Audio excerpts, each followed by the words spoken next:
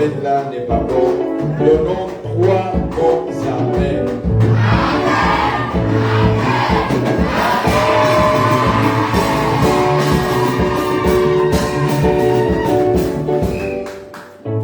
Là, je sens en fait, je vois un esprit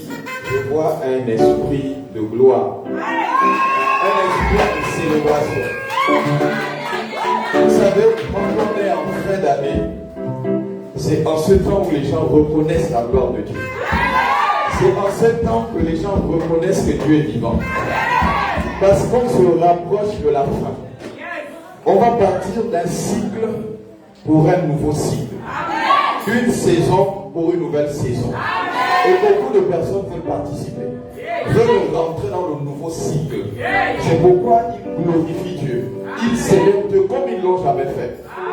Mais ce que je vois ce matin, je vois la gloire.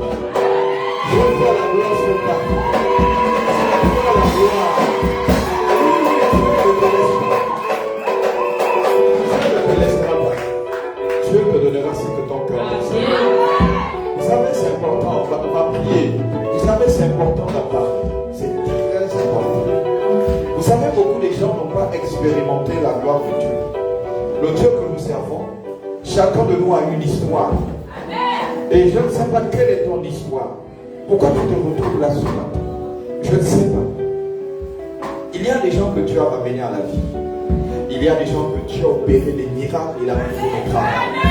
Il y a des gens à qui Dieu a donné le mariage. Il y a des gens à qui Dieu a donné un travail stable. Il y a des gens que Dieu a guéri. Miraculeusement, ils disent j'ai une bonne raison de servir Dieu. J'ai une bonne raison d'appartenir au Seigneur. J'ai une bonne raison de servir Seigneur. C'est une vraie. Vous savez, quand je regarde ma vie, je dis Seigneur, je te bénis. Amen. Parce que si j'étais loin de toi, je ne sais pas ce que je sais aujourd'hui.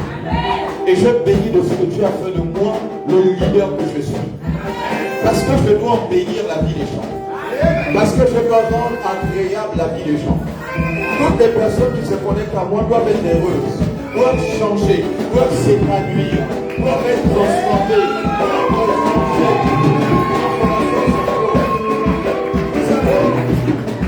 Je n'ai pas besoin de me jeter des fleurs. Mais je sais que si tu écoutes des conseils réguliers et constants que je relâche, ce qui est sûr, c'est que ta vie sera transformée. Il y aura une accélération divine, mais simplement en pratique. Tout ce que je te donne comme orientation, parce que ça vient du ciel. Et le ciel dicte la terre. Le ciel gouverne la terre. Donc il est important, bien aimé, que nous puissions prendre en fait conscience de ce que nous sommes et de ce que nous ferons. Aujourd'hui, je suis quelque part, mais j'aspire à aller plus loin. Maintenant, si tu veux aller plus loin, il y a ce qu'on appelle des prérequis. Et c'est ce que nous allons enseigner ce matin. Nous allons prier. Je voudrais, Seigneur, te rendre grâce. Infiniment grâce, parce que tu es bon. Seigneur, tu as fait de ma vie un poème. Tu fais de moi une personne excellente, agréable. En dépit des détracteurs qui se lèvent et qui m'attaquent, Seigneur, tu es celui qui me protège. Je prie ce matin, éternel des armées, que ta grâce localise nos vies. Nous ne sommes pas venus ici accompagner quelqu'un. Nous ne sommes pas venus ici par hasard, parce que la vie n'est pas hasardeuse. Seigneur, c'est le fruit d'une conviction qui m'a mené ici. Et je sais que désormais, tes regards sont tournés vers moi. Et que ta main est sur moi et que tu m'arraches à tout danger. Je prie au nom de Jésus, ce matin, chaque enfant de Dieu, en présentiel ou à distanciel, connecté à cet hôtel, reçoive une bénédiction exceptionnelle au nom de Jésus. Je prie, Seigneur, que toutes les personnes qui sont malades, quelle que soit la maladie, une maladie spirituelle, une maladie cancérigène, vénérienne, psychosomatique, je déclare maintenant la guérison au nom de Jésus. Je détruis les kystes et les myomes. Je détruis les fibromes par le feu du Saint-Esprit. Je déclare la restauration maintenant au nom de Jésus. Si tu es connecté à cet autel, reçois la guérison au nom de Jésus. Éternel des armées, en cette fin d'année, je sais que le diable se lève. Mais la Bible déclare, Père, que lorsque tu te lèves, les ennemis dispersent. Ce matin, je disperse le camp ennemi. Mille tombent à ma droite, 10 000 à mon côté. Je ne serai jamais atteint. Il est écrit que de nos yeux, nous ferons la rétribution du méchant. Je déclare la confusion. La confusion. Les autels qui parlent contre nous ce matin, maintenant, que ce soit l'autel familial, du côté maternel ou du côté paternel, je déclare que j'appartiens à Jésus-Christ de Nazareth. Seigneur, dispose nos cœurs à être réceptifs à ta parole. Que ta parole transforme une vie, change nos paradigmes et nos destinées. Nous te bénissons pour ce matin. Éternel des armées, je prie que tu touches ma bouche. Tu délies ma langue, que je parle avec droiture, avec concision, avec clarté, au nom de Jésus, avec puissance. Que nos rémas me soient accordés, qu'il y ait une accélération divine au nom de Jésus, afin que chaque enfant de Dieu au travers de moi puisse être régénéré. Je bénis ton nom, ta fidélité. Je m'abaisse ce matin, afin que tu sois élevé. Éternel des armées, je m'efface et que tu sois vu. Parle au travers de ton serviteur, afin que tu sois glorifié. Au nom suprême de Yeshua Amashua, disons 3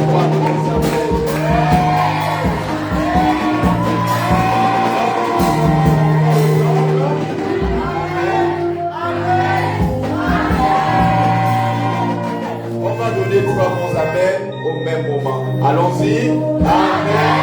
Amen. Amen. Gloire à Jésus. Le Seigneur, et on s'assoit sur la tête de nos ennemis. On s'assoit sur la tête de nos ennemis. Merci infiniment. Tous les micros vous fermez, seul mon micro qui reste ouvert. Alors nous allons pour la partie 3 boucler notre sermon sur le sacrifice, le criabil,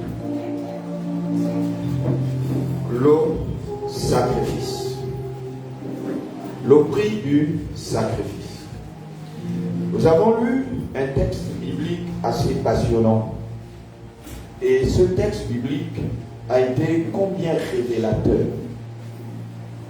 Genèse chapitre 22 de 1 à 14, nous l'avons lu et nous avons expliqué le principe du sacrifice parce qu'on dit le prix du sacrifice. Le sacrifice a un prix. Et nous avons vu quelques définitions la semaine dernière. Alors toi qui me regardes, je voudrais que tu me dises, c'est quoi le sacrifice? Ouvrez un micro. Donnez aux personnes intelligentes. On va voir si quelqu'un a retenu un peu le principe du sacrifice. Oui, Andrew, tu lèves la main. Quelle est ta définition du sacrifice? Tu as levé la main. Tu n'as pas levé la main. Ok. Donnez à quelqu'un. Les pasteurs sont là, les membres du conseil, s'ils peuvent nous aider. Le sacrifice littéraire, parce que nous allons parler du sacrifice biblique. Il n'y a personne. Maryse n'est pas là. Il n'y a personne. Il n'y a personne. Vraiment personne. Personne n'aide personne ici. Là. Comment tout le monde va sombrer n'ayant pas une idée du sacrifice? Mais il y a des pasteurs dans la salle. Il y a des diacres. Émeraude, cherche une diaconesse et un diacre. Tu as le diacre à côté de toi, tu donnes le micro à un membre du conseil. Que le membre du conseil soit capable de donner une définition selon son appréhension du sacrifice. Amen. Donc vous donnez les pasteurs. Vous donnez au second pasteur le micro. Puisque ce sont les pasteurs qui vont vous donner la définition du sacrifice. Nous avons vu dernièrement que le sacrifice est l'action de renoncer à quelque chose. Ça, c'est une définition littéraire. Donc, le dictionnaire définit ça comme ça. Donc si donner au pasteur le micro, et puis bien tu étais absent, il faut que tu saches ce que sont nos sacrifices. Après nous allons voir la définition biblique et puis nous allons aller dans la prédication pour terminer la partie. Au revoir. Amen. Amen. Moi, la définition de sacrifice, c'est renoncer à quelque chose, avoir quelque chose de meilleur plus tard. Ok, très bien, on s'arrête là. Vous voyez, ce sont des définitions simples, très simples, afin que chaque enfant de Dieu puisse comprendre. Vous savez, quand on parle du renoncement, le renoncement de soi, c'est-à-dire que c'est un sacrifice, il y a un prix à payer en fait. Il y a un prix à payer dans le sacrifice. Je vais revenir sur cette définition et nous allons parler de la définition biblique. Je pense que nous avons apporté un aspect de la définition biblique. Et vous allez voir que derrière le sacrifice, il y a un prix à payer. Il n'y a pas de sacrifice sans pleurs. Il n'y a pas de sacrifice sans douleur. Tous les sacrifices que nous manifestons, il y a toujours une douleur, il y a des pleurs, il y a des lamentations. Et c'est pourquoi dans la définition que nous avons prise biblique, nous avons dit que le Seigneur dit dans le psaume 126, le verset 5, il dit, ceux qui sèment avec larmes. Vous voyez, il parle des larmes, parce qu'il dit, semer. Le sacrifice que nous manifestons, en fait, c'est avec douleur. Mais il dit, lors de la moisson, de la récolte, il y a toujours la joie. Vous savez, quand quelqu'un décide de se marier, en réalité, il va rentrer par un processus de sacrifice. À tel point même, il va perdre les kilos. À tel point qu'il va avoir des embûches pour aboutir au projet. C'est ce qu'on appelle le sacrifice. Il y a des épargnes qu'il fait. Il se prive de beaucoup de choses parce qu'il a un projet. Alléluia. Et quand on dit il se prive, ça voudrait dire qu'il se sacrifie parce qu'il voudrait qu'un projet puisse voir le jour. Et après les sacrifices, quand le projet voit le jour, il fait quoi? Il est joyeux. Parce que ça, c'est la même chose avec le renoncement de soi. Tu renonces à ta vie, c'est un sacrifice. C'est-à-dire que ta vie même, que tu vis présentement, tu ne la vis plus pour toi-même, mais tu la vis pour Christ. C'est-à-dire que Christ dicte ta vie. Rien de ce que tu dois faire ne doit être dicté par Christ. C'est ce qu'on appelle le sacrifice. Or, vous savez que le moi réclame les désirs, réclame les plaisirs, réclame tout ce qu'il veut. Et quand on parle de sacrifice, c'est le renoncement de soi. Si tu es prêt à renoncer à ta vie, le Seigneur Jésus-Christ disait à tous ceux qui étaient en train de pleurer pour lui, il dit que si tu ne renonces pas à ta vie, tu ne peux voir le royaume des cieux. Il dit si tu ne renonces pas à ta vie, tu ne peux pas voir le royaume des cieux. Parce qu'on est trop fiers de nous. On est trop fiers de nous. Trop fiers. Il dit que chacun se charge de sa croix et qu'il me suive. Donc vous voyez que quand il parle du symbole de la croix, il parle de la pénibilité, de la dureté, des souffrances que vous allez endurer pour atteindre le parfait. Donc c'est une affaire claire et concise avec le Seigneur. Il l'a déjà dit, que vous aurez non seulement des tribulations, vous aurez des tentations, vous aurez des souffrances à vivre sur la terre. Il a dit, croyez en moi, parce que le monde, je l'ai vaincu. Quand il parle de la victoire du monde, il dit quoi? Il dit qu'en réalité, spirituellement, tout est accompli. Il dit, en fait, si tu rentres dans la dimension spirituelle, le monde physique t'appartient. Si tu arrives à dominer le spirituel, le monde physique t'appartient. Quand on parle du monde physique, on parle des privilèges, la joie, le bonheur, la richesse, l'abondance sera rattachée à ta vie. Tu es pauvre physiquement, on te voit pauvre, mais en réalité spirituellement tu es riche. Et c'est cette grâce que tu as mis en nous d'attirer cette richesse spirituelle en la manifestation, à la manifester physiquement. Alléluia. Et tout ça, ça passe par le sacrifice. Alors nous allons voir aujourd'hui la définition biblique. Que nous dit la Bible? Que nous dit la Bible? Le sacrifice, c'est un don volontaire de soi-même. Nous l'avons dit la semaine dernière. Et on dit le sacrifice, c'est un don volontaire de soi-même. On met une virgule. De son temps, de ses biens et de son énergie. Mais il dit dans cette définition pour faire quoi? Pour que l'œuvre de Dieu avance. Donc pour que le royaume soit déployé sur la terre. Donc en réalité, dans le cadre biblique, les sacrifices que nous le faisons pour le Seigneur, pour une seule cause, pour que le royaume de Dieu sur la terre se déploie. C'est le but du sacrifice recherché par les chrétiens, que le royaume de Dieu s'étende. Alléluia. Amen. Nous avons lu le psaume 126, c'est ce que je disais tout à l'heure. Ceux qui sèment avec larmes moissonneront avec chant d'allégresse. Alors je voudrais faire une pause et revenir vers les enfants de Dieu. Alors là, ça va blesser. Ça va blesser parce que les enfants de Dieu ont renversé le principe de ces versets. Aucun enfant de Dieu ne veut passer par le processus de l'ordre. Aucun enfant de Dieu ne veut passer par le processus d'être martelé. Aucun enfant de Dieu ne veut passer par le processus des pleurs. Or, là on dit tu sèmes avec quoi? Tu sèmes avec quoi? Tu sèmes avec quoi? Vous voyez que ça fait mal. Mais quand on parle de douleur, mais il n'y a pas de douleur sans pleurs. Il n'y a pas de douleur sans pleurs. C'est le prix à payer. C'est le prix à payer. Aujourd'hui, quand on dit à quelqu'un, il faut te sacrifier pour que ce projet aboutisse. Il faut te sacrifier pour que ce projet aboutisse.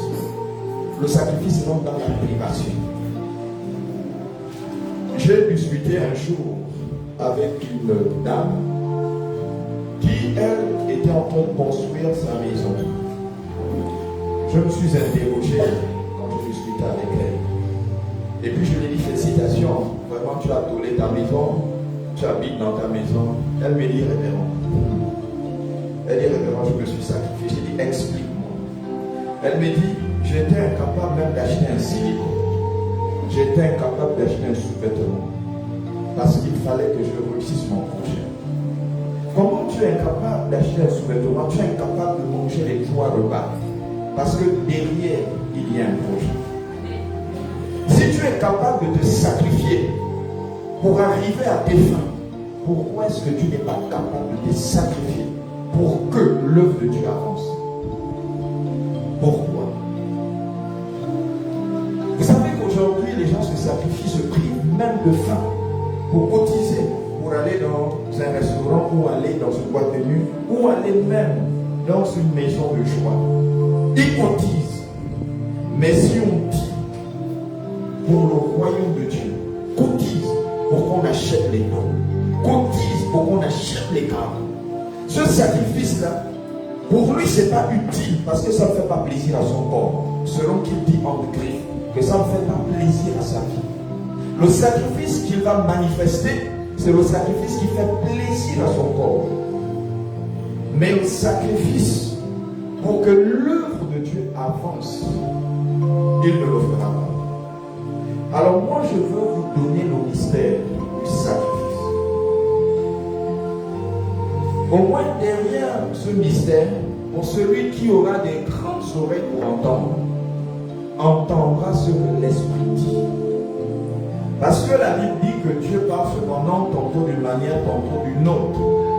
Il parle en rêve nocturne, il parle en vision, mais cependant il parle par la nature. Il se sert également de sa parole. Et la Bible dit, on n'y fait jamais attention. On n'y fait jamais attention. À la limite même, il y a certains qui raisonnent. Il y a certains qui raisonnent. Pourquoi je vais faire? Ce n'est pas moi le propriétaire de l'église. Le propriétaire de l'église, c'est Dieu. Moi, je ne suis qu'un intendant. Non, Mathilde va aller chez l'homme de Dieu. Mais il sait que je travaille. Il sait que je travaille, il sait que je suis affilié, il sait que j'ai des entreprises. Mais dans sa pensée, il les autres savent aller chez l'homme de Dieu. Mais pourtant, il est conscient que j'ai des entreprises. Il sait que je travaille. Mais toujours la pensée diabolique et satanique qui l'amène à être petit, à ne jamais évoluer, va l'amener à penser que l'argent va dans la poche du pasteur. Malheureusement, les gens ont échoué. Les gens ont échoué. Pourtant, on dit sacrifice. On dit il y a un prix à payer. Quand on dit sacrifice, c'est qu'on voit douleur. Quand on a dit Abraham, sacrifie ton fils, ton unique fils. Quelle douleur. Quelle douleur. Imaginez un peu quand on parle des prémices. Nous sommes en 2026. J'ai ma fille qui est là. Son premier salaire, elle est là. Elle ne touche pas ça. Son premier salaire de janvier 2026. Le 25 janvier, elle est fonctionnaire. Elle prend dans l'enveloppe, elle vient le service. C'est ce qu'on appelle pleurs. Elle sème avec pleurs. La question que les gens vont lui poser, mais tu nourris tes enfants comment? Tu payes l'école de tes enfants comment? Toi-même, tu prends le taxi comment? Mais comment est-ce que tu peux faire ça? Aller prendre tout ton argent. Mais en réalité, ce n'est pas son cœur qui a parlé, mais c'est l'alliance qui parle pour elle. Dès qu'elle sort, elle a sémé avec joie. Parce que là on dit, celui qui sème avec douleur, moissonnera avec joie dans l'église. Mais là, cette fois-ci, elle vient, elle sème dans la maison de Dieu avec joie. Quand bien même il y a la douleur, mais vous voyez danser. Nous qui allons donner les offrandes, on danse. Mais qui est-ce qui vous dit que la danse c'est l'expression de la joie? Parce qu'on donne l'argent. Qui vous a dit ça? Vous savez qu'aujourd'hui, il y a trop de simulations. Tu viens, tu danses, même la ligne, quand tu viens de l'Italie, tu es mécontent. Mais on te voit danser, seul Dieu connaît. Et puis finalement, tu te rends compte que ce que la Bible dit, qui est rattaché à la dîme, tu ne reçois pas. Parce que la Bible dit que la dîme est rattachée à la bénédiction. Or, le mot bénédiction, c'est bérénice, bonne parole relâchée, qui a la capacité d'amener à l'existence et qu'elle continue. Donc en réalité, elle continue par la santé, le bonheur, la joie, l'élévation, le succès. Et quand toi tu prends ta dîme, tu donnes avec joie parce que tu dis que ça, c'est la dîme. C'est le symbole de l'amour que j'ai pour Dieu, à cause de ce qu'il a fait, en reconnaissance de ce qu'il a fait pour moi. Donc tu cours, tu danses et tu donnes ta vie. Qui n'est rien et qui ne représente rien dans ton salaire. Alors Dieu dit, je vais te bénir. La première chose de la bénédiction qui sera rattachée à ta vie à cause de la dîme, c'est sécuriser tes finances. Il va commencer à sécuriser tes finances pour que le développement ne vienne pas. Prends. Voilà les bénédictions qui sont rattachées à ça. À la souffrance, à la douleur que tu as manifestée en donnant ta dîme. La deuxième chose, c'est que Dieu parle de la prospérité. Vous savez, c'est le prix du sacrifice. Quand on parle d'offrande, ce qui est rattaché derrière l'offrande, c'est le mot prospérité. Pros, en hébreu, ça veut dire aller de l'avant. Prosternaio, ça veut dire aller de l'avant. Vous rendez hommage à celui qui vous fait du bien. Donc, quand vous donnez votre offrande, derrière, il manifeste la prospérité. Il dit, tu auras de grandeur en grandeur, d'élévation en élévation. Et c'est pourquoi vous voyez quelqu'un qui est déjà riche, on dit il est prospère, c'est qu'il est fort riche. Sa richesse ne fait que s'accroître. C'est ce qu'on appelle la prospérité. Elle n'est pas rattachée simplement à la bénédiction. Mais c'est la bénédiction qui gère tout. La prospérité, la santé. Donc, la prospérité est un élément de la bénédiction, mais la bénédiction c'est le tout. Donc, recherchez à être béni. Ne recherchez pas simplement la prospérité, parce que c'est un élément à la bénédiction, mais recherchez la bénédiction qui est le tout. Alléluia. Amen. Et dans ça, tu ne connaîtras pas la faim et la soif. Un jour, j'ai parlé au Seigneur. J'ai parlé au Seigneur. Et quand je l'ai parlé au Seigneur, il m'a dit une chose. Et cette chose, je vais vous la dire. Il a dit, mon congélateur ne s'épuisera jamais. Il ne manquera jamais de nourriture dans mon congélateur. Ceux qui m'ont connu savent que mon congélateur n'est jamais vide. Alléluia. Ceux qui m'ont connu, m'ont fréquenté, ils savent, ça fait 20 ans que je travaille. Je n'ai jamais connu le congélateur vide. Alléluia. Alors pourquoi? Parce que pendant que j'ai connu le Seigneur, j'ai rencontré le Seigneur, ça fera bientôt 30 ans.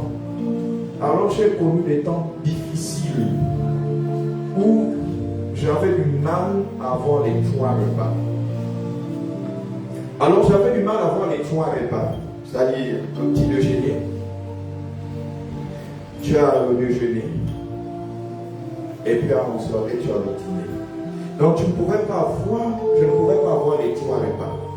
Donc je faisais des micmacs pour pouvoir manger. Donc je n'avais pas une alimentation équilibrée. Je souffrais. Je vivais des conditions difficiles, mais cependant j'étais chrétien. J'étais déjà chrétien. Et puis je n'arrivais pas à comprendre pourquoi étant chrétien, je vivais des conditions aussi difficiles. Étant même à l'église. Et même dans cette église que je fréquentais, on se moquait de moi. Parce que je n'avais qu'un pantalon et une vieille chaussure déjà rongée par les yeux parce que je marchais trop. Je n'avais pas d'argent du taxi pour prendre le transport. Donc on s'est moqué de moi. Et dans ça, j'ai commencé à crier au Seigneur. Seigneur, je suis trop généreux. Je n'ai rien, mais c'est moi qui aide les gens. Et puis on se moque de moi. J'ai commencé à crier. Vous savez, le prix du sacrifice a ouvert les portes dans ma vie. Je suis rentré dans un travail spirituel de 40 jours, donc des privations de manger. 40 jours. Moi-même aussi, je veux être équilibré. Je veux choisir les repas que je mange. Je veux acheter les habits que je veux acheter. Je veux rentrer en possession de ce dont je veux rentrer. Pourquoi est-ce que je dois faire des micmacs? Il faudrait que je fasse des jeûnes et des prières pour manger. Alors je suis rentré dans ce sacrifice. Les 40 jours sans manger. Et c'est de là où tout est parti jusqu'à ce que je suis ce que je suis aujourd'hui. Alléluia. Amen. Alléluia. Alléluia. Donc, vous raisonnez trop.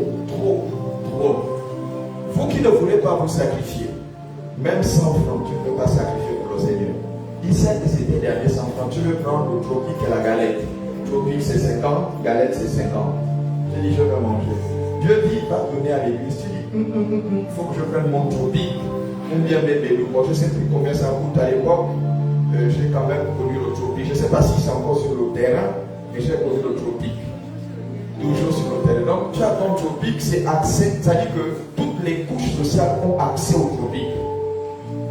Toutes les couches sociales ont accès au tropique, ont accès à la galette. Je crois que c'est 50, quelque chose comme ça. C'est déjà 100 francs. Ah, ça. Ok, bon, il n'y a pas de souci. Dans tous les cas, toutes les couches sociales ont accès à ça. Donc, ça voudrait dire que n'importe quel enfant a son tropique ou bien ses bédous. Les bédous, on a accès. Donc, les gâteaux, c'est 10 francs le gâteau. Donc, les gens ont accès au gâteau. Le gâteau, c'est 25 maintenant. Non, c'est pas possible. Et le bédou?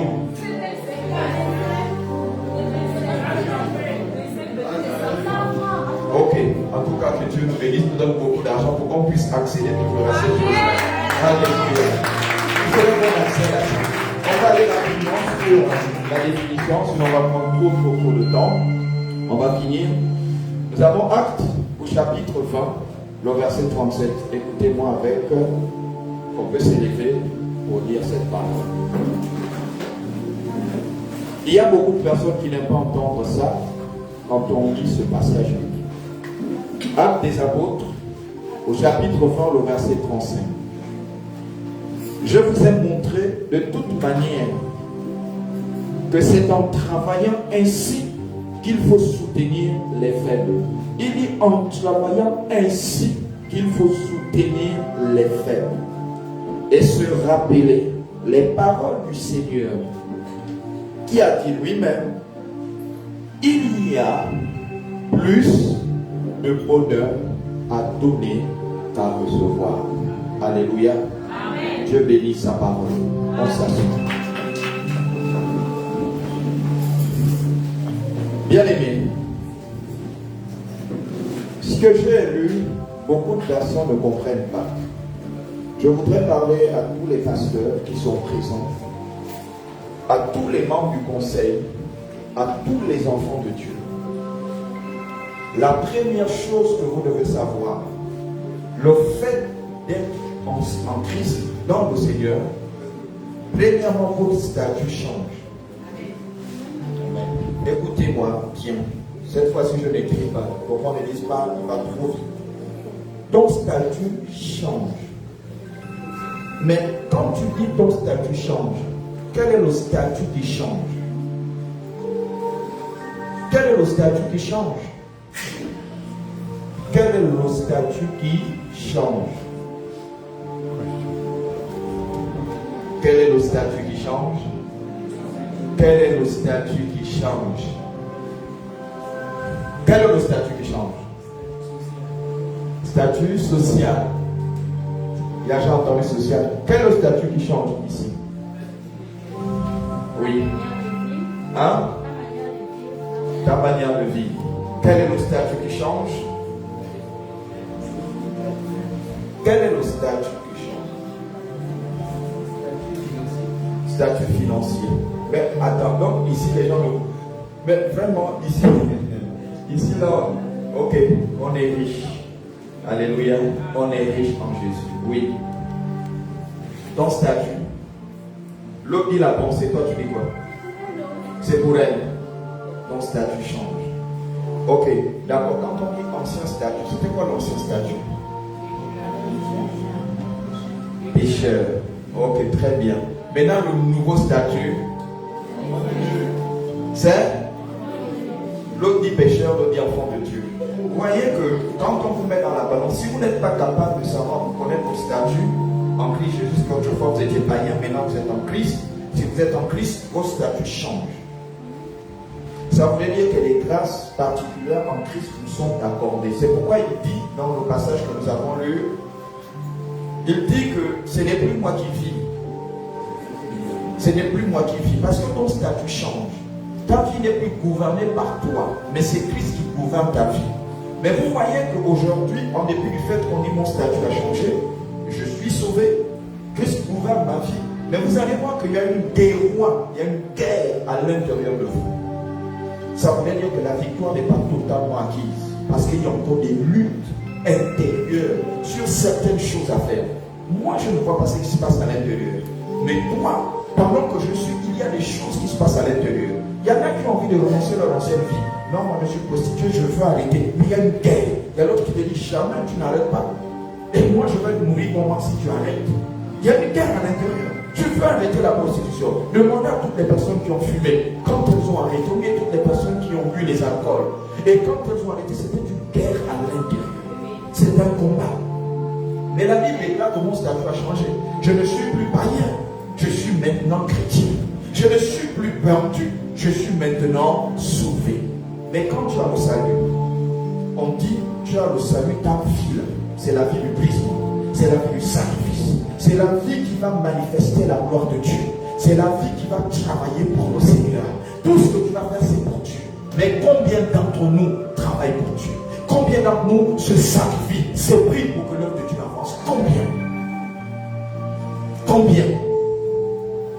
Vous voyez? Mais il dit qu'il y a plus de bonheur à donner. En réalité, ta vie doit embellir la vie des autres. Parce que ton statut a changé. Tu as beaucoup de bonheur à donner. Tu as l'impression qu'on te surexploite, que les autres t'exploitent à cause du bonheur que tu produis aux autres. On n'est plus de bonheur à donner, plus de bonheur à donner. C'est un sacrifice. Les gens te font du mal, tu pleures, mais toi tu donnes le bonheur. Mais comment peut-on expliquer? Parce que c'est biblique, ça fait partie maintenant de ton indo, ça fait partie maintenant de ton nouveau statut. Donner le bonheur. Plus de bonheur à donner. Et tu reçois peu. Et si nous ne comprenons pas ça, nous n'allons jamais évoluer dans le Seigneur. Nous allons rester toujours des poussins. Nous allons rester toujours des ratissés. Nous allons rester toujours des nez spirituels. Nous n'allons jamais évoluer. Mais si nous pensons à donner le bonheur aux autres, Moi, je ne sais pas combien de vies j'ai embelli.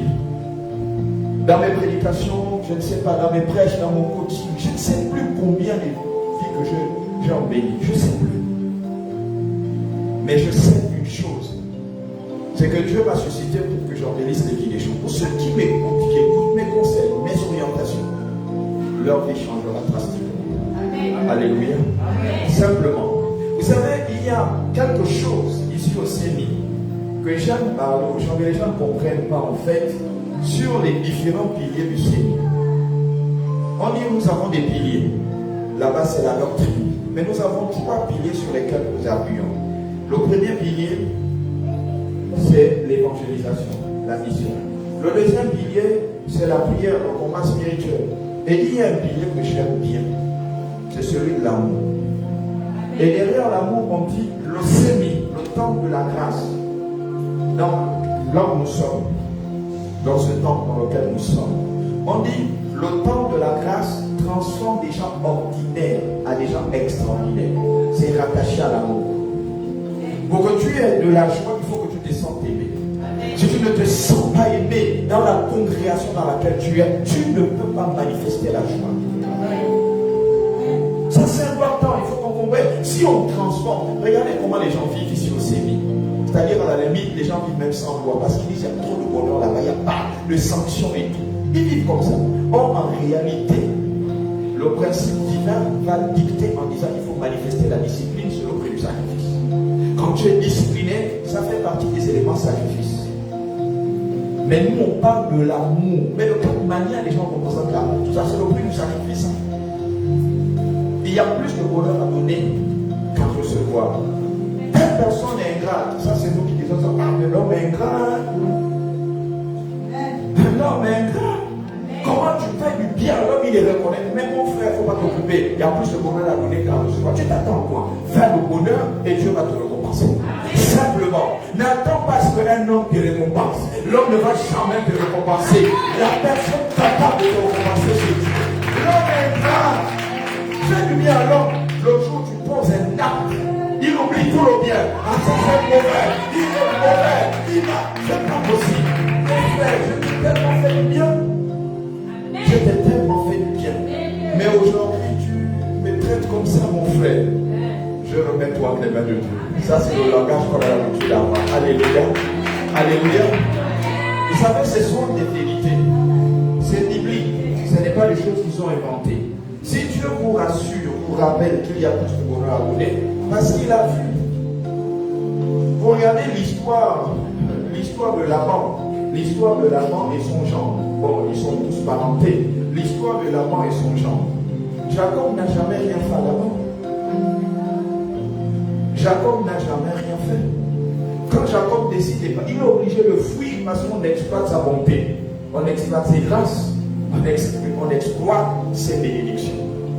Donc maintenant, comme on ne veut pas laisser Jacob partir, qu'est-ce qu'il fait? Il va fuir. Il va partir nuitamment. Mais comme on ne peut pas laisser Jacob partir, il y a quelque chose qui se produit encore. Il y a des lieux qui sont amenés. Ça, c'est le moyen de Laban de poursuivre Jacob. Parce qu'on ne peut pas se séparer de quelqu'un qui t'apporte le bonheur. Ce n'est pas facile de se séparer de quelqu'un qui t'apporte le bonheur. Quand tu réalises que la personne t'apporte le bonheur, tu ne vas pas vouloir te séparer de la personne. Oui. Tu vois les grâces quand tu te connectes à la personne, tu sens que tu prospères, tu restes avec la personne. Amen. Tu ne peux pas rester avec quelqu'un où il n'y a pas d'intérêt. Dans tous les cas, la vie là, c'est les intérêts.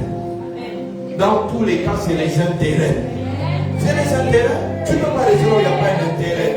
Tu ne peux pas rester là où c'est stérile. C'est les intérêts. Oui. Attends, quand tu veux réussir à l'école, et puis tu vas marcher avec quelqu'un qui ne comprend rien à l'école.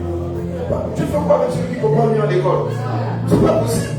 Tu ne comprends rien en classe. Moi-même, j'ai des difficultés. Et puis quand tu viens sur le peu que j'ai, tu vas absorber. Je te dis, frère, mets-toi de côté. Je cherche le plus intelligent. Je marche avec lui.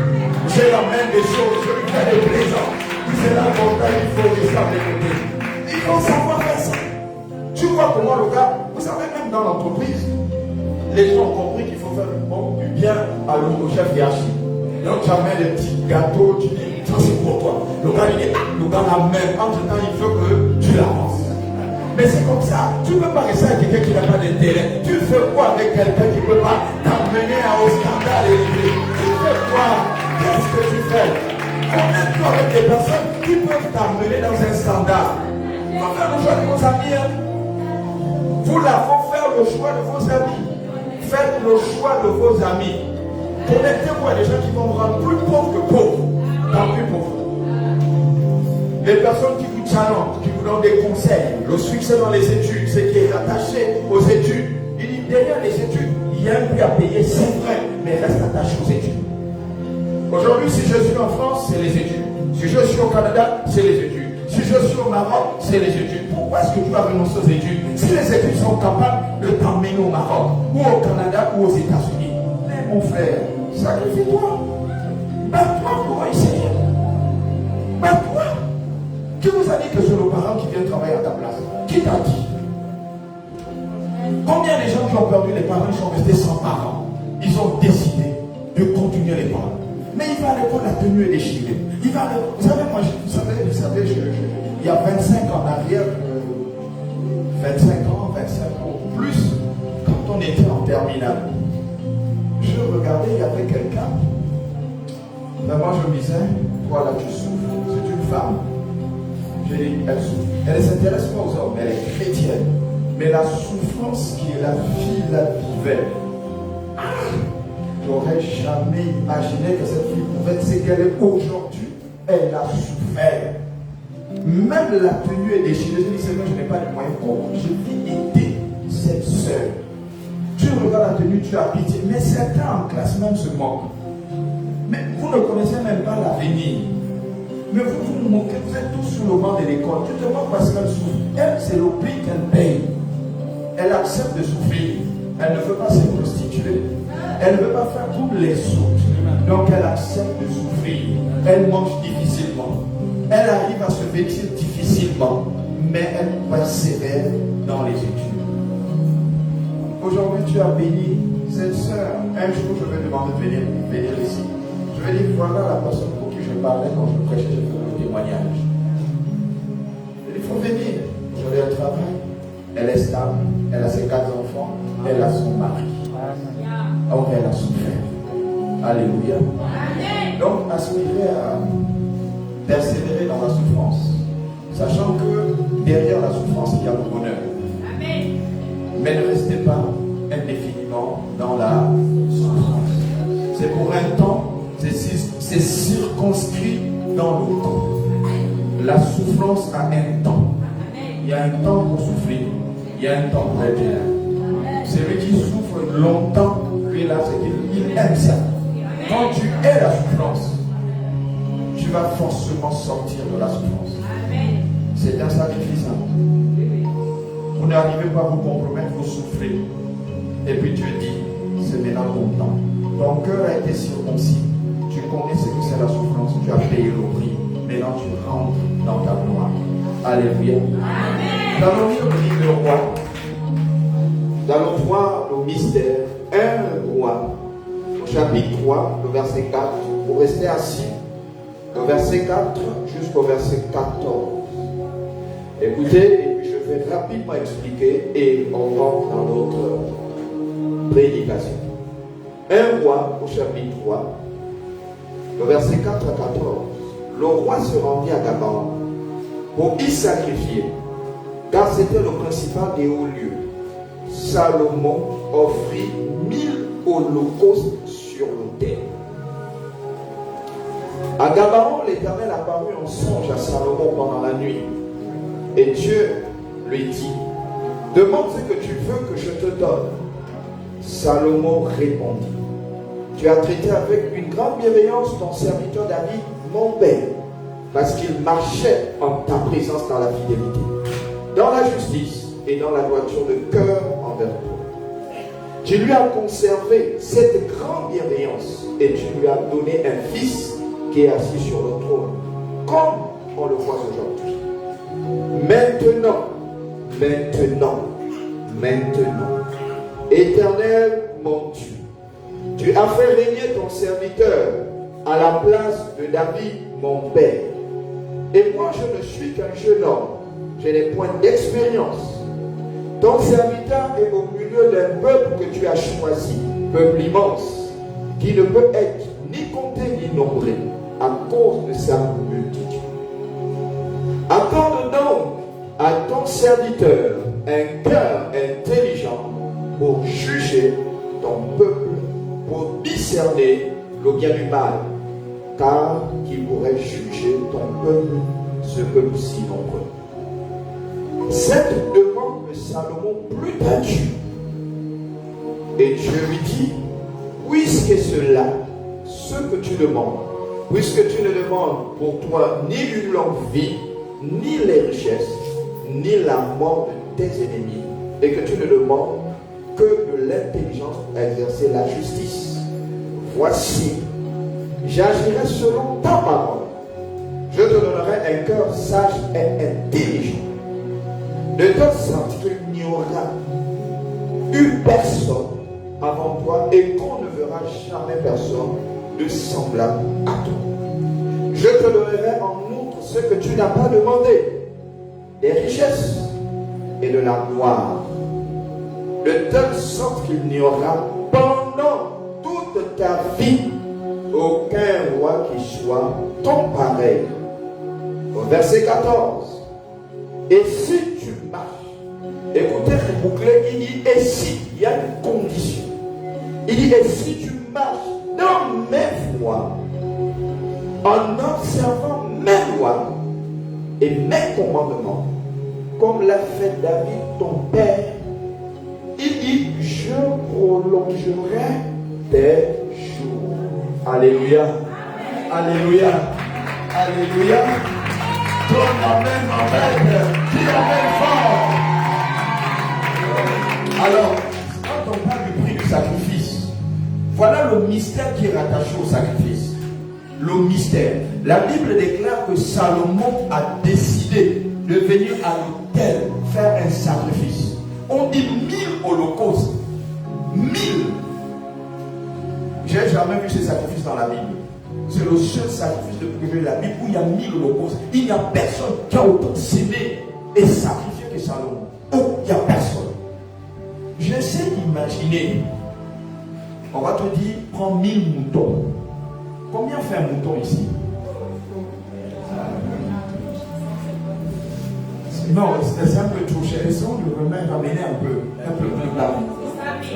Hein? Non, non, c'est toujours cher. Ramenez un peu. On met à 50 000. Non, on essaie de prendre le prix. Non, prenons d'abord le prix. Multiplié par 100.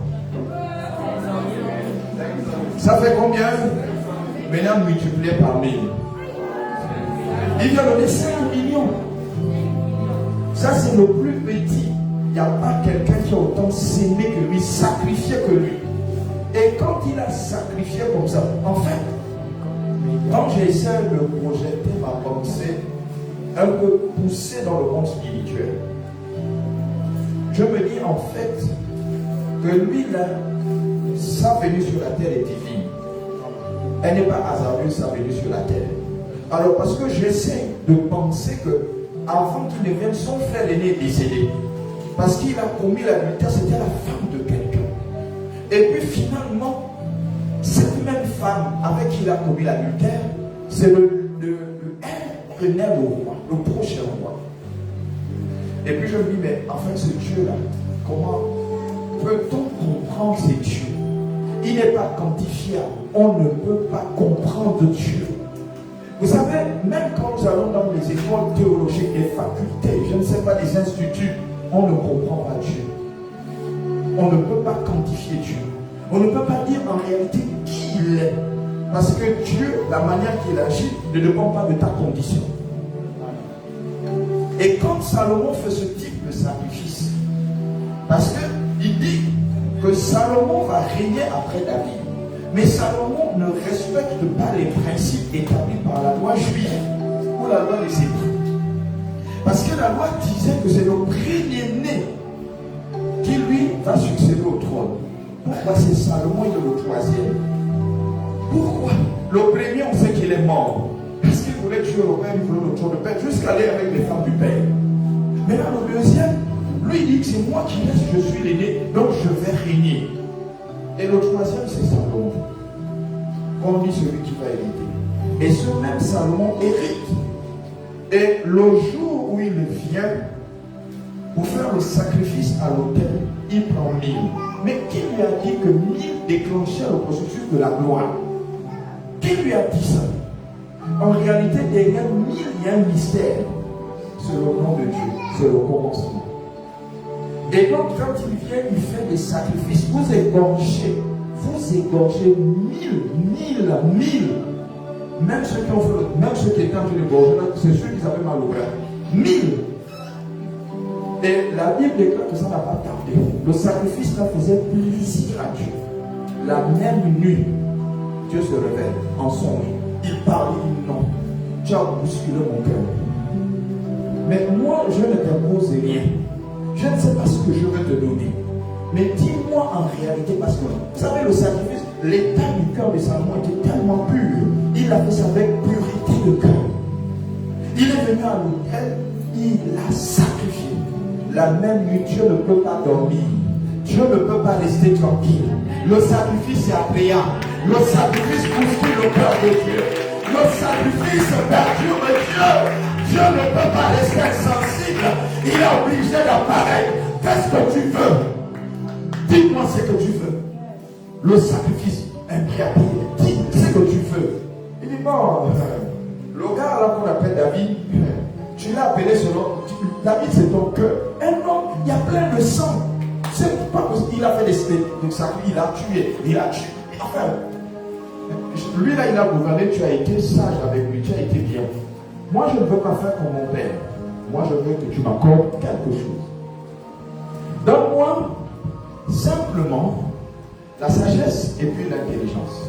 J'ai besoin de l'intelligence et de la sagesse. Pourquoi? Parce que le peuple là, à la nuque raide, c'est un peuple difficile. Gérer ce peuple, c'est compliqué. Ce que je veux, c'est simplement ces deux choses. Mais Dieu a dit, ah, mais je n'ai jamais vu un enfant comme ça. C'est tout ce que tu veux. Vous savez, il m'arrivait un jour, je prie pour les gens. Il y a plusieurs années en arrière, je faisais un travail, j'avais mis en place un ministère. Mon père spirituel vivait à l'époque. Et on a traité un ministère de guérison, de délivrance et de manifestation de la puissance de Dieu. En réalité, ce ministère disait que si tu viens malade, tu as cancer. Si tu es rentré, si tu reçois le cancer a disparu. C'est ce qu'on dit, démontrer la puissance de Dieu. Et puis à l'époque, j'étais tout petit. Je ne savais pas ce qu'on appelle sacrifice. Donc quand quelqu'un vient, il est malade, il doit ressortir guéri. Donc on a fait ça pendant 10 ans, ce ministère. Donc c'est comme ça que quand vous venez dans ce ministère, vous dites que je suis, même si tu es couché, tu vas te lever. Tu es mourant ou mourante. Si tu rentres, tu viens nous retrouver. J'ai mon père, qu'on appelait Charles le Feu, parce que lui ne blaguait pas. Lui, il ne blaguait pas. Donc il y a lui. J'avais un autre papa qui était là. Il y avait moi. Et puis on avait dans le groupe une femme. Mais quand vous venez dans ce mystère de la femme n'a rien. Est-ce que je veux le chômage de la femme? Elle priait. Et c'est comme ça que Dieu nous a beaucoup utilisé pour ramener les gens à la vie. Tu es mourant, tu te lèves. Tu es malade, tu es guéri. Et j'ai continué comme ça jusqu'à une période où Dieu m'a dit, maintenant arrête. Voici ce à quoi je t'appelle. C'est comme ça que j'ai arrêté le travail d'exorcisme et de délivrance. Jusqu'à aujourd'hui, où j'annonce l'évangile. Mais ça ne m'empêche pas de prier pour les malades, de faire des déclarations. Il m'a dit une chose, mon fils, je t'ai envoyé sur la terre afin de proclamer l'évangile, afin de gagner des âmes. Et que chaque âme gagnée puisse accomplir sa destinée. J'ai dit, Seigneur, merci. Ce que je veux, c'est que les gens soient sauvés. Et aujourd'hui, c'est ce que je fais dans le monde. Et puis, je veux que les gens aussi soient embellis, leur vie soit embellie. Et c'est pourquoi j'enseigne sur l'entrepreneuriat. J'encourage les enfants de Dieu à travailler, à s'épanouir, à s'investir. Et c'est comme ça que Salomon demande des petites choses à Dieu. Dieu est troublé que comment ce type-là me demande de deux choses. Dieu dit, ok, j'ai compris. Le du sacrifice. Regardez ce qui est rattaché au sacrifice. Il dit, je vais t'accorder l'intelligence. Je vais t'accorder la sagesse. Il dit, ces deux choses-là, en fait, sont suffisantes pour que tu attires la richesse. Mais il dit, je te les accorde. Mais cependant, je vais te donner une richesse de une loi telle que ceux qui sont venus avant toi n'en avaient pas et ceux qui viendront après toi n'en auront pas. Dieu dit ça à cause du sacrifice. Bien-aimé, le sacrifice a un prix. Les gens ne veulent pas se sacrifier. Les gens ne veulent pas investir pour l'œuvre de Dieu. Les gens ne veulent pas donner de leur matériel pour que l'œuvre de Dieu avance. Or, derrière l'œuvre de Dieu, il y a des grâces inouïes. Il y a des faveurs que Dieu t'accorde parce que tu t'es sacrifié pour son œuvre. On a tellement de besoins dans l'œuvre de Dieu. En dépit du fait qu'il y a des enfants qui souffrent, des gens qui ont fait un choix, des gens qui veulent des vêtements, des gens qui veulent aller à l'école. Mais Dieu dit que si tu prends soin de sa maison, il prendra soin de toi. Commence à investir dans la maison de Dieu, il prendra soin de toi. Tu ne pourras plus le faire. Amen. Salomon ne connaissait plus la faim. Salomon, c'est le seul roi qui a fait toute sa royauté dans la paix. Il n'y a pas eu de guerre. Parce que la gloire était tellement immense à cause du sacrifice qu'il a fait. Il a connu la paix. C'est le seul roi qui lisait l'histoire des rois. Et regardez la royauté de Salomon. Il n'y a pas eu une seule guerre. Dieu a sécurisé sa vie. Dieu a sécurisé ses biens. Dieu a sécurisé ses enfants. Même s'il aimait le plaisir, mais Dieu l'a sécurisé. Il aimait trop le plaisir et les fêtes. Il aimait les femmes, le plaisir. Oh, c'est un roi qu'on ne comprend pas. Mais c'est un roi. Un roi va aimer les femmes, 1000 femmes. Tu fais comment? Il y a 360 jours dans l'année, mais tu as 1000 femmes. Tu fais comment? Tu entretiens les 1000 femmes comment? Ouais. Il a des femmes qui l'épousent à l'état civil, à la coutume, et il a encore des concubines. Mon frère, comment tu fais? Mais la Bible dit qu'au travers de ce qu'il a fait, bousculer le cœur de Dieu. La Bible déclare que ce que Dieu lui a accordé là, au-delà de ce qu'il demandait, de ce qu'il s'attendait. Deux choses importantes, la sagesse et l'intelligence. Mais Dieu dit, je veux te combler des richesses, de stabilité, de paix. Bien-aimé, je ne parle pas à cause de toi. Non, je ne parle pas à cause de toi. Je parle à cause de ta descendance. Je parle pour ta descendance. Toi là, les carottes sont vides. Tu ne veux plus faire. Mais fais pour ta descendance. Fais pour tes enfants et tes arrière-petits-enfants. Vous savez le mystère que je relâche toujours en disant que Dieu, dans sa souveraineté, il dit que si toi tu es maudit, les enfants que tu vas engendrer seront maudits. Il n'y a rien à faire, c'est une loi. Tu ne peux pas être maudit et que les enfants que tu engendres ne sont pas maudits. Ils sont tous dans la malédiction. Maintenant, toi là, tu dis, j'ai 15 ans, certainement dans 20 ans, je serai adulte. Il faudrait que je pense quand même à l'avenir de mes enfants. Que seront mes enfants en fait? Et sur cette base, tu vas commencer à t'assagir parce que tu as pensé à tes descendants à venir. Ceux qui viendront après, quand tu as pensé, parce que vous savez, les gens ne pensent pas aux autres. Ils pensent à lui-même, il est égoïste. Mais il ne sait pas que l'acte qu'il pose impacte sa descendance qui est dans les reins. Quand j'étais dans le monde, et puis je me mire, je regarde le miroir, je dis, bien. Mais je dis, est-ce que ma femme, je parle des femmes, parce qu'avant que l'enfant n'arrive, il faut voir la femme. Il n'y a pas quelqu'un qui n'a pas d'enfant sans femme. Comme toi, là, quand tu me regardes, tu te regardes, tu dis, mon mari, comment est-ce qu'il sera fier de moi? Comment est-ce que ton mari ne parle pas des enfants? Avant d'avoir l'enfant, tu auras le mari. Est-ce que mon mari sera fier de moi? Est-ce qu'il sera heureux de m'avoir comme femme? C'est vrai que je suis jolie. Est-ce que ça dépend même de la beauté, en fait? Non, ça ne dépend pas de la beauté. Dis-moi que, est-ce que mon mari sera fier de moi? Et c'est ce qui a parodié mon esprit. Ça a changé mes paradigmes. Je dit, est-ce que ma femme sera heureuse de m'avoir comme mari? Mais est-ce que mes enfants seront fiers de m'avoir comme père? C'est là où les choses ont changé dans ma vie. C'est là où je suis resté connecté. Et quand je suis rentré dans les profondeurs de la parole, je me suis rendu compte en fait que Dieu affectait la descendance. Il affecte la descendance de manière positive comme de manière négative. Ça voudrait dire que si je fais du bien, ma descendance aussi affecte le soir le bien. Alors j'ai décidé de cultiver le bien. Et c'est comme ça que je fais alliance avec Dieu. Et quand je fais alliance avec Dieu, je me déconnecte de l'alliance de ma famille, côté paternel et côté paternel. Je rentre maintenant dans une nouvelle alliance. Et cette alliance-là, je regarde les principes établis par cette alliance. Donc je suis régi par les principes de cette alliance. Donc mes enfants sont nés dans ces alliances. Mes enfants sont nés dans l'influence de l'alliance divine. Donc mes enfants reçoivent la bénédiction que j'ai reçue. Mes enfants sont bénis. Les enfants de mes enfants seront bénis à cause de l'alliance que j'ai avec Dieu. Comme j'ai compris ça, je dis je reste. Et cette alliance parlera toujours pour moi. Même si un jour mon enfant se détourne, l'alliance parlera, il reviendra. Alléluia. Il reviendra. Donc moi mes enfants, je les ai mis dans le Seigneur. Si toi qui me regardes tes enfants, tu les as eu, tu étais païen, va prendre vite les enfants, faire un travail spirituel pour les enfants. Parce que ceux-là, ils sont encore influencés par l'alliance familiale. Va vite faire le travail sur tes enfants. Vite fait.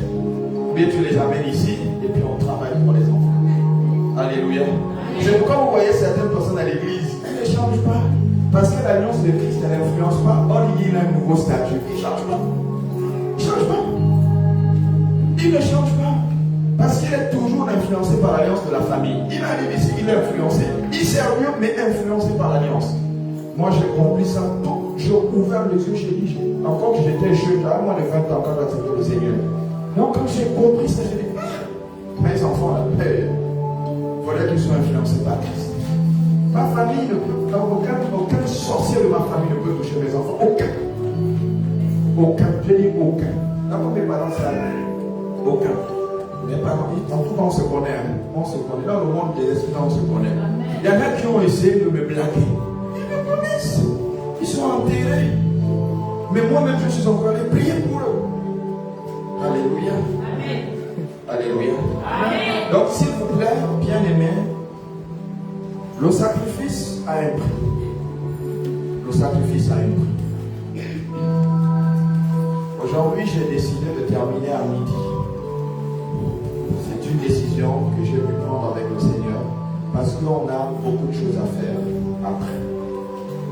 Après, en dehors de ici. Alléluia. Amen. Alléluia. Amen. Vous êtes fatigués? On vous parle des choses précieuses. Vous savez, la Bible dit que les choses précieuses, on ne les donne pas aux morceaux. Et la Bible aussi enseigne qu'on ne donne pas le pain aux petits chiens.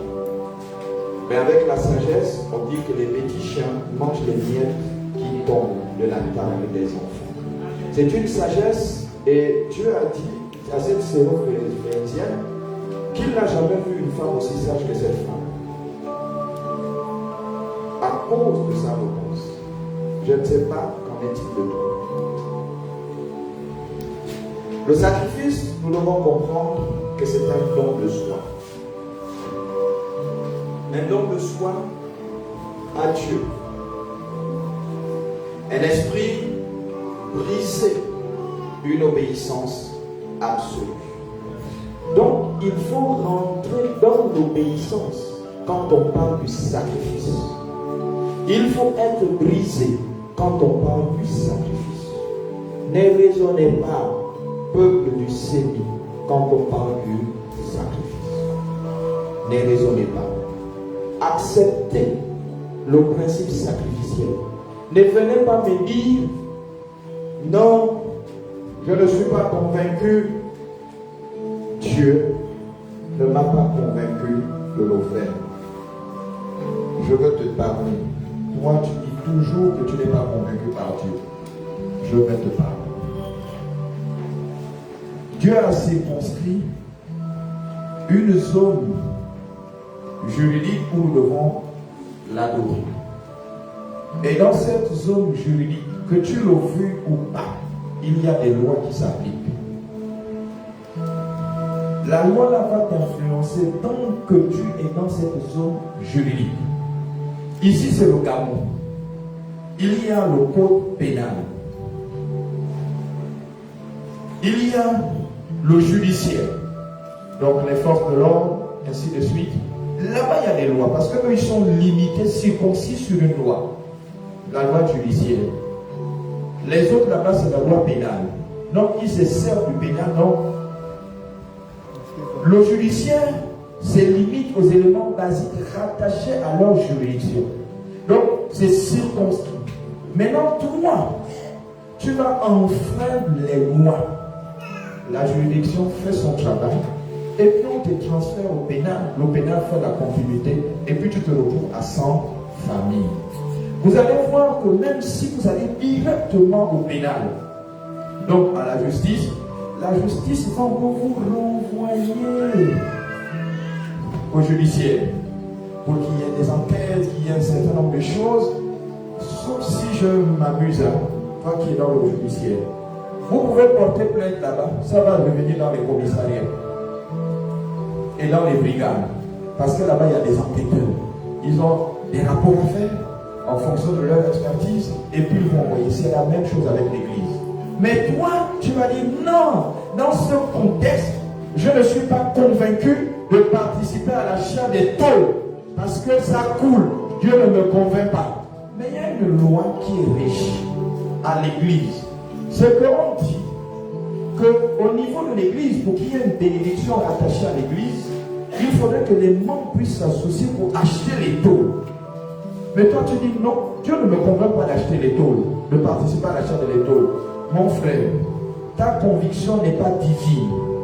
Ta conviction, elle est diabolique. Parce que tu es circonscrit sur une loi. Et cette juridiction dit que s'il y a l'achat des carreaux, vous achetez tous les carreaux. Mais toi tu dis, je ne le fais pas parce que Dieu ne me convainc pas. Mon frère, ma soeur, tu pêches et Dieu te frappe le ciel. Et puis tu te dis, pourquoi est-ce que les choses n'avancent pas? Or, je sers à l'église. Alléluia. Amen. Et c'est ça avec beaucoup d'enfants, il dit, il n'est pas convaincu de participer pour l'achat des taux. Tu n'es pas convaincu. Il faut que Dieu puisse convaincre mon cœur. Dieu va convaincre ton cœur pour acheter les taux. Mais mon frère, on gagne de l'argent. Non, quand les taux arrivent là, ça tombe du ciel. Non, je voudrais quand même qu'on parle un peu de homme à homme. Bon, enfin, il y a des femmes, hommes-femmes. Donc ça tombe du ciel. Si on dit on veut faire la peinture, toi tu dis Dieu ne te convainc pas de participer à l'achat de la peinture. Mais Dieu voudrait que ce soit qui achète la peinture. Dites-moi un peu, vous voulez que ce soit qui? Ah non, c'est toi que Dieu a visité, donc occupe c'est ton affaire. Ah bon? C'est mon affaire. Ça devient maintenant mon affaire parce que c'est moi que tu as appelé. Tu l'as bien. Il n'y a pas de souci. Dieu, tu as entendu ce qu'il a dit? Oui, c'est mon affaire. Ok, pas de souci. Dieu dit d'accord. Selon tes possibilités, fais. Le reste, je me charge. Ne parle pas. Et puis tu te rends compte que tu tournes en rond. Dieu commence à te secouer. L'enfant tombe malade ici. Décès ici. On dit, lui là, il participe beaucoup dans les décès. Donc il faut qu'il y ait plein de décès dans la famille pour qu'il participe et puis il se ruine. Dieu commence à faire en sorte pour qu'il dépense son argent. Il est très aidé dans les décès. Dès qu'il y a décès, il court.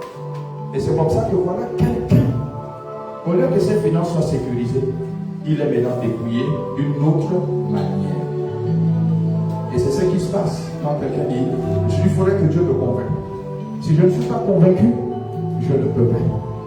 Effectivement, la Bible déclare que ce qui n'est pas le fruit d'une conviction est un péché. Mais on dit, vous êtes dans une juridiction, il y a une loi.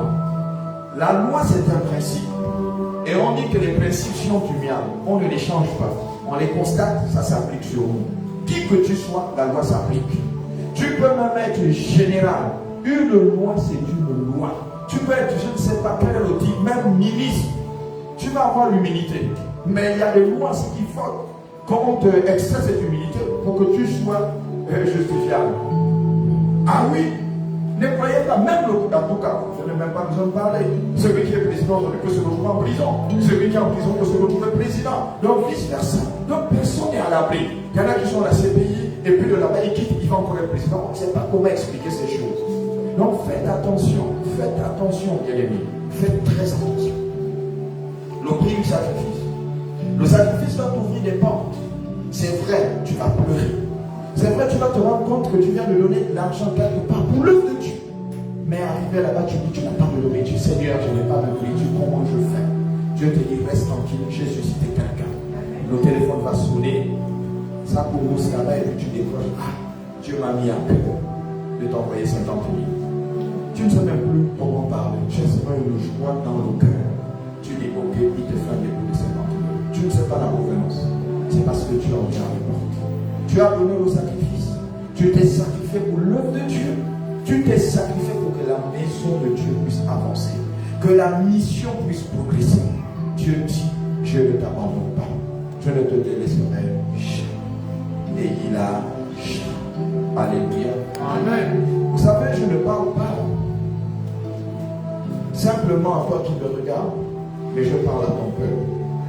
Je parle à ton cœur, afin que ton cœur soit davantage plus relâché, plus contracté, décontracté, plus flexible, et qu'il agisse selon les principes de Dieu.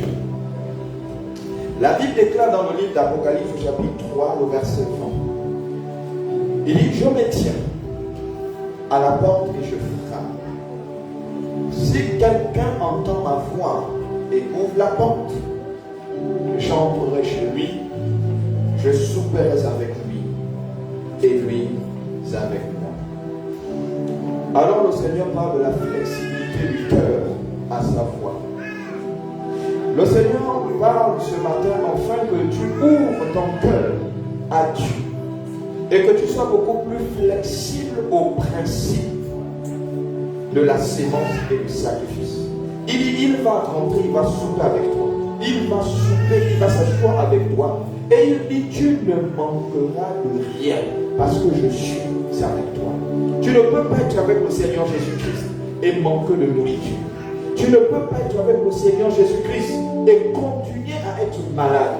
Tu ne peux pas être avec le Seigneur Jésus-Christ et continuer à vivre ce que tu es en train de vivre actuellement. Il dit non, c'est que tu n'es pas avec moi. C'est que tu ne m'as pas donné la totalité de ton cœur. Tu ne m'as pas donné la capacité de prendre le règne de ton cœur. Il dit ouvre simplement. Je m'assierai. Nous allons désormais manger ensemble. Alléluia.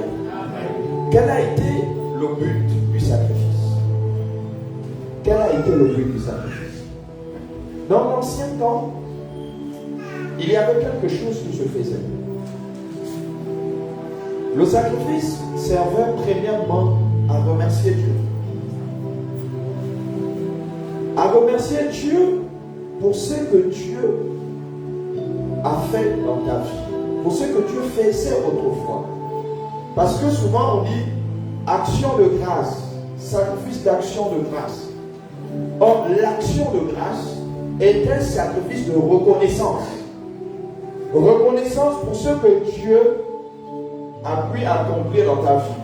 C'est pourquoi toutes les personnes qui se lèvent et viennent devant un témoignage font ce qu'on appelle une action de grâce, une reconnaissance.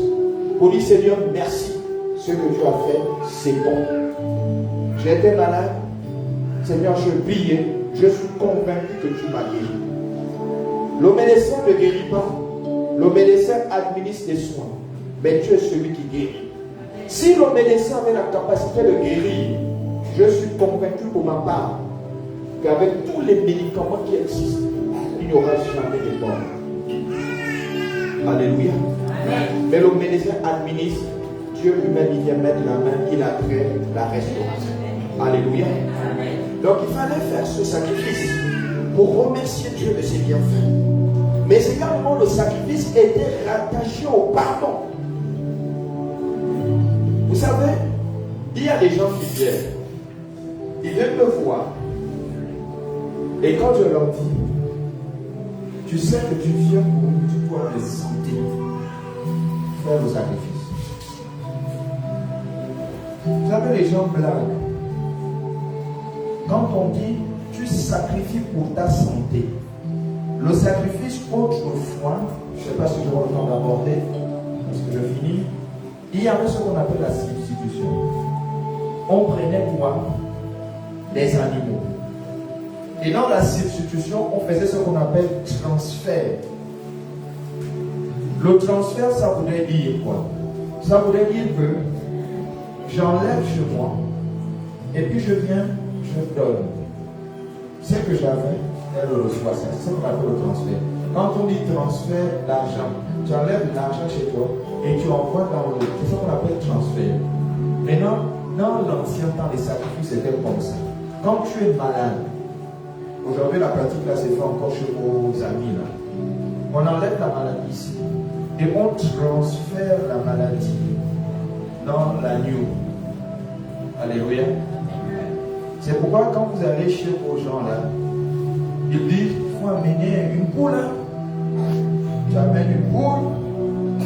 Et puis quand tu amènes la poule, tu viens. Quand vous voyez qu'on parle des maladies. Hein. Je vais vous expliquer pourquoi on prend la poule. Parce que la maladie d'abord est spirituelle. D'accord? Donc quand tu vas voir un ganga, lui s'occupe de la partie spirituelle. Et quand il peut faire le transfert, plus que la poule que voici, ils n'ont pas d'âme, ils ont l'esprit. Donc, ayant l'ouverture de l'esprit, on peut facilement travailler avec eux. Alléluia. Ils n'ont pas d'âme.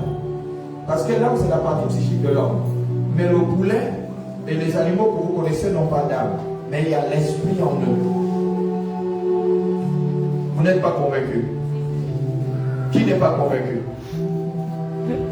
Qui est convaincu? Mais pourquoi vous ne levez pas tous les mains? Je vois il y en a qui ont les mains baissées. Mais soit c'est oui, soit c'est non. Il n'y a pas oui, non en même temps. Hein? Ils n'ont pas d'esprit, mais ils ont l'âme. Ah, micro, explique-moi ça. Allons-y dans la Bible. Parle au micro, explique-moi qu'ils ont l'âme et ils n'ont pas d'esprit. Ouvrez vos Bibles dans la Genèse. Allez, annonce à la création. Micro, madame. Allez, parle. Ils n'ont pas d'esprit, mais ils ont l'âme. Alors, explique-nous. Tu as dit comme ça. Oh, faut être convaincant. Ok, donc ce que je dis, c'est biblique. Hein. Il faut écouter ce que je dis, c'est biblique. Ce sont des choses que je n'invente pas. L'homme est en deux parties. Les animaux sont en deux parties. Ils ont l'esprit, ils ont le corps. Ils n'ont pas d'âme. Ils ont été tirés de la poussière, ils ont le même souffle de vie que nous, mais ils n'ont pas l'âme. L'âme, c'est la partie psychique de l'homme. Les animaux ont ce qu'on appelle l'instinct. C'est très important, c'est nous qui avons des émotions. Il faut faire très très attention. Quand on dit l'âme, c'est quoi? C'est quoi la définition de l'âme? Membre du conseil, c'est quoi la définition de l'âme? C'est lui qui dit c'est de prenez parler. Sauvez les membres du conseil. On va finir. Mais qui est en train de dire sur le siège de ceci et cela? Mais il faut parler, donner le micro, tu parles. Mais c'est pas si. Bon, c'est pas. Mais c'est quoi le problème? On enseigne, on en parle régulièrement, c'est quoi le problème?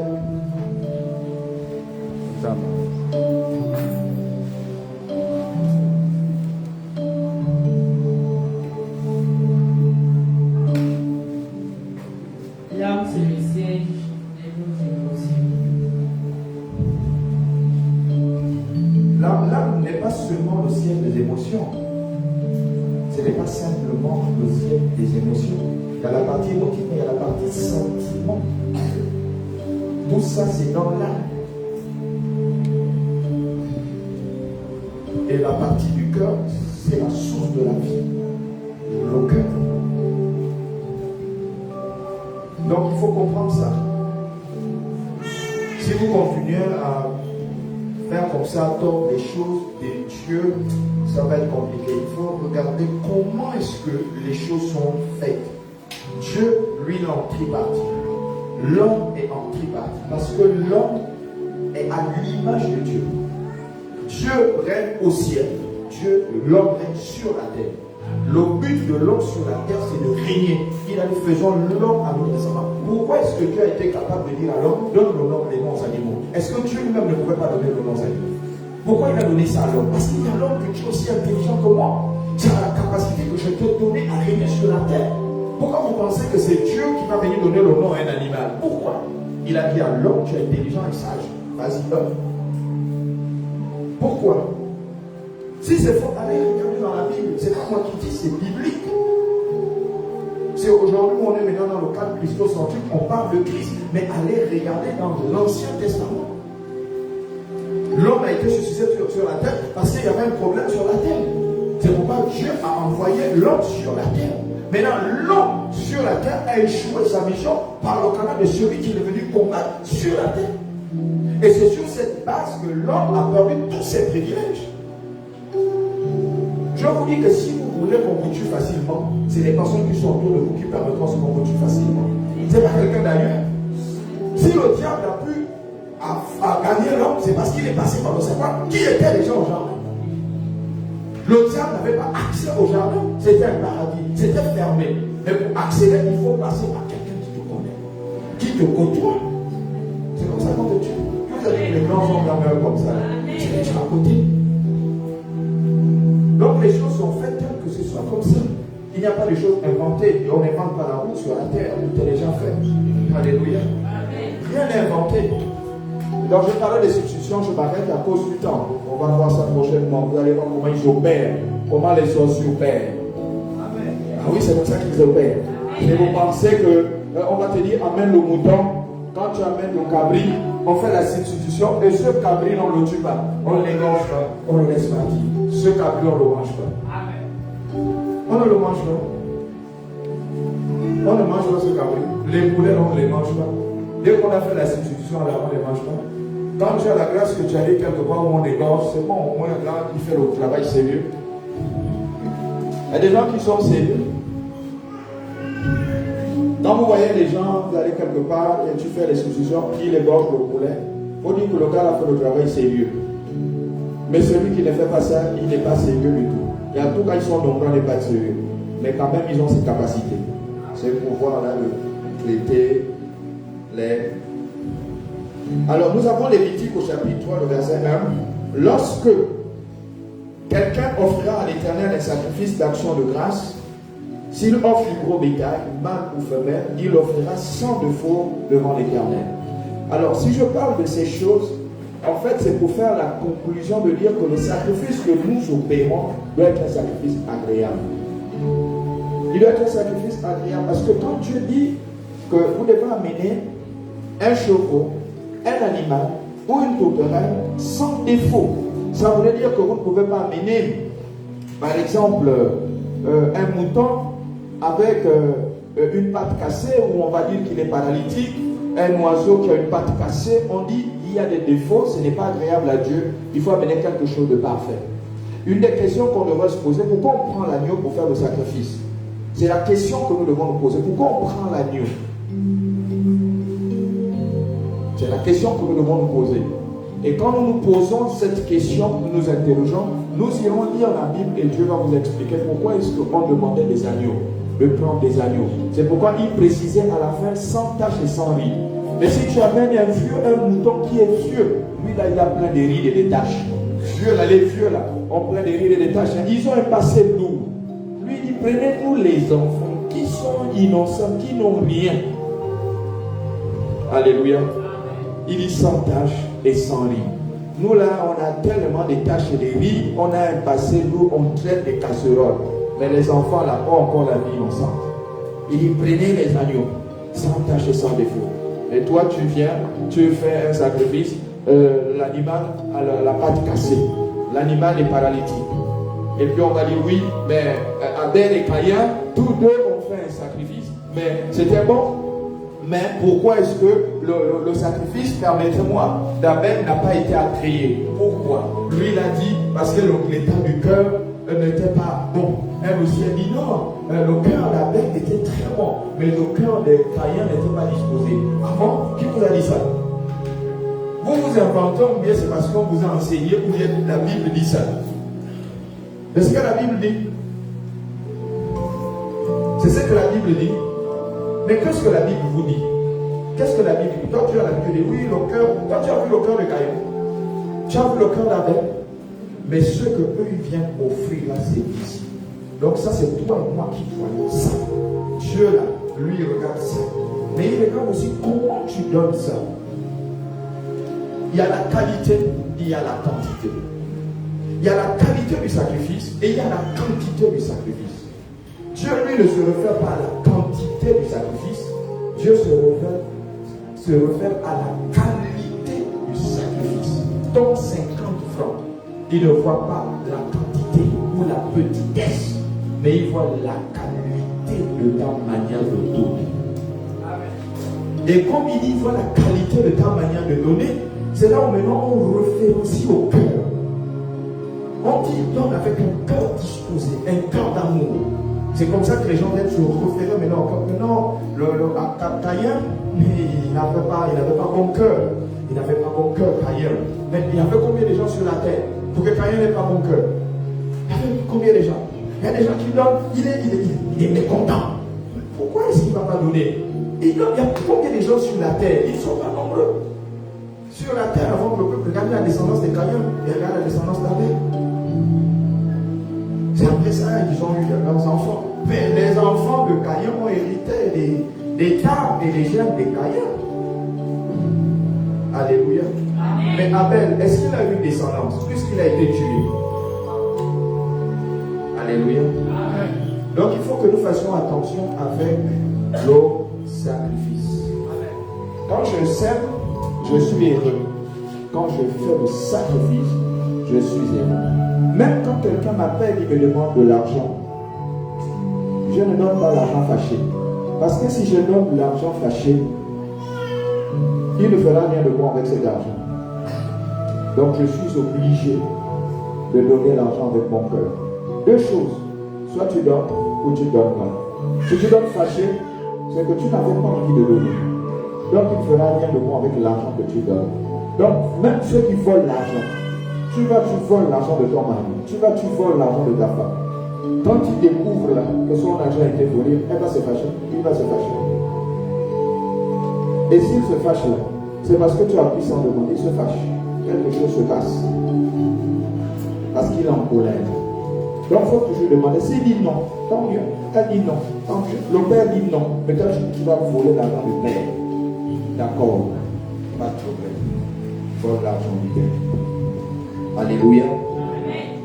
Alors le sacrifice du chrétien pour terminer, Romains chapitre 12, je vais terminer avec ça.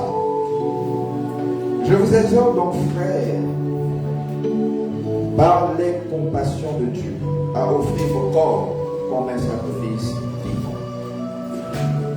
Je voudrais, pour finir, hein, s'il vous plaît, il y a quelque chose qui me dérange en fait dans ce texte-là.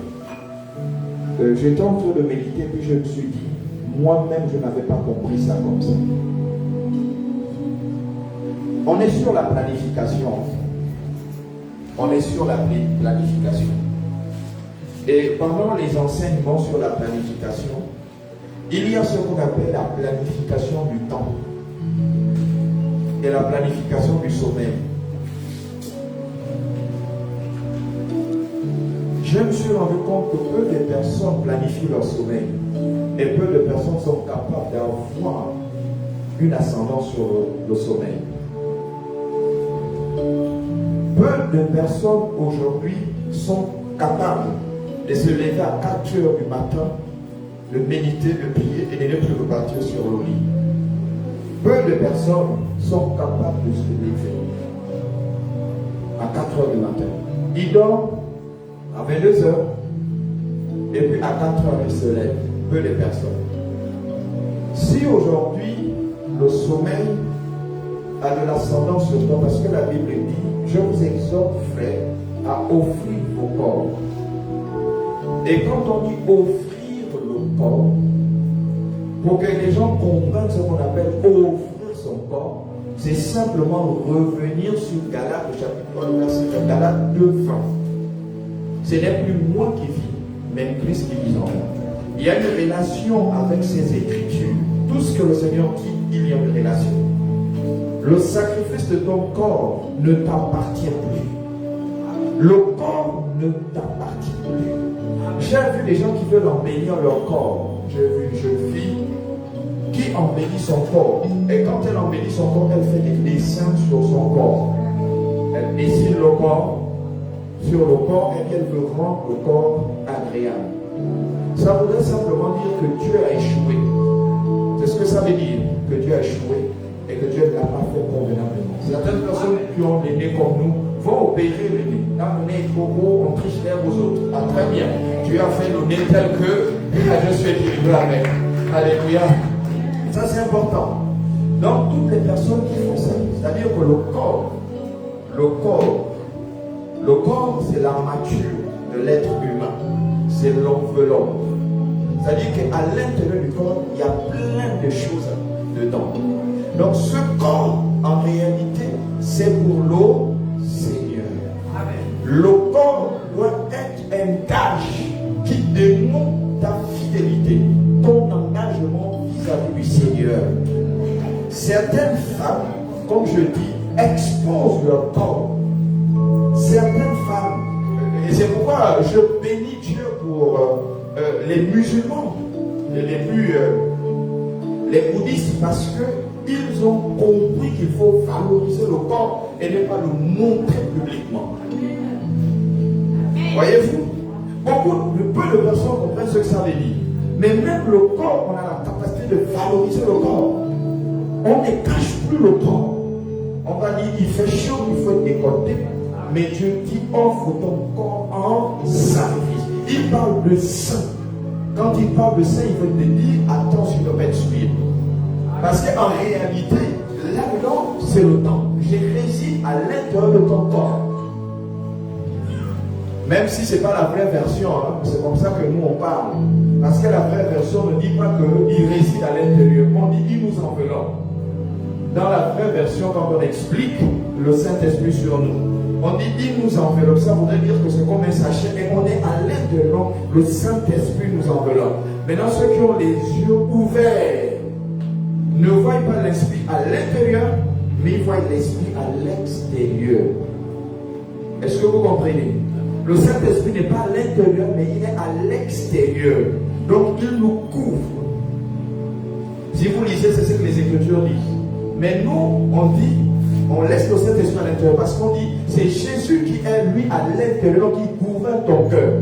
Maintenant, l'Esprit de Dieu vient sur toi, il te couvre. Donc, tu es à l'intérieur, tu es sous mon protection. Alléluia. C'est ce que les textes originaux disent quand on veut donner la définition du paraclet qui vient sur nous. On dit, il nous couvre comme si on était dans un sachet et puis on est emballé à l'intérieur du sachet. On est protégé. Alors il dit à offrir vos corps comme un sacrifice vivant. Il dit saint, agréable à Dieu. Et quand on dit agréable à Dieu, il y a un passage biblique qui me revient. Hébreux chapitre 11, le verset 6. La Bible déclare que sans la foi, il est impossible de lui être agréable. Maintenant, lui ici, il dit que le fait de préserver ton corps comme étant un sacrifice, il sera saint. Donc, mis à part, quand on parle de ça, on dit mis à part. Et on dit qu'il sera agréable à Dieu. Donc ça voudrait dire que Dieu prend plaisir de la mise à part de ton corps ou du sacrifice que tu fais en donnant ton corps pour le service divin. Et là il dit qu'il est content. Ça fait plaisir. Et on dit en réalité c'est tout un culte. Le fait de faire ça, c'est un culte. Peu de personnes aujourd'hui prennent leur corps comme étant un temple et qu'au travers de leur corps, ils vont célébrer Dieu. Peu de personnes. Le sacrifice du chrétien bien-aimé consiste à offrir son corps comme un sacrifice agréable à Dieu en menant une vie d'amour. Derrière, il y a l'amour, d'obéissance et de justice. Et manifester ce qu'on appelle le brisement. Il y a beaucoup de personnes qui parlent d'humilité. Je ne sais pas s'ils savent ce qu'on appelle l'humilité. Mais la Bible déclare que Dieu fait grâce aux personnes qui sont humbles, donc ceux qui manifestent l'humilité. Et toutes ces personnes qui manifestent l'humilité, Dieu les élève. Mais la Bible aussi déclare que toutes les personnes qui manifestent l'orgueil, qu'on appelle la vanité, la Bible déclare que Dieu les abaisse, il les précipite. Donc c'est tout à fait normal que toutes les personnes qui pensent être humbles, être tranquilles, Dieu les précipite, Dieu les abaisse. Donc il faudrait que nous comprenions ça en tant qu'enfants de Dieu. C'est bien quand on parle du sacrifice, mais il faut voir la dimension du sacrifice. Beaucoup ont pensé simplement donner, mais on a donné le mystère de donner. La Bible nous enseigne que ce qui plaît à Dieu n'est pas le sacrifice extérieur, mais un esprit brisé et un cœur humble. Le sacrifice extérieur, ça c'est ce que nous voyons. Mais Dieu dit, ça ne consiste pas seulement à ça. Mais il faut manifester cette humilité. Il faut manifester toutes ces choses. Afin que Dieu puisse véritablement te bénir, te lever. Le sacrifice extérieur n'est que la résultante du sacrifice intérieur. Alors quand je parle du sacrifice extérieur, je parle de ce qu'on voit physiquement. Mais ce qu'on voit physiquement est la résultante de ce qui est à l'intérieur. Ce qui est à l'intérieur s'exprime de l'extérieur. Si tu viens, tu donnes par exemple un bouquet de fleurs, ce sera la symbolique de l'intérieur et de ta possibilité. Mais si tu arrives et que tu donnes également un véhicule comme sacrifice, c'est aussi l'expression de l'intérieur. Donc l'intérieur est révélé par l'extérieur. À ne jamais oublier, l'extérieur est révélé, révèle l'intérieur. À ne pas oublier. La qualité du sacrifice que tu donnes définit l'état de ton cœur. La qualité du sacrifice que tu donnes, pas la quantité, mais la qualité du sacrifice que tu donnes révèle l'état de ton cœur. Alléluia. Amen. Ton cœur sera révélé par la qualité du sacrifice que tu donnes. Que Dieu bénisse ta vie. Dieu bénisse ton âme et que bénisse tes projets. Shalom.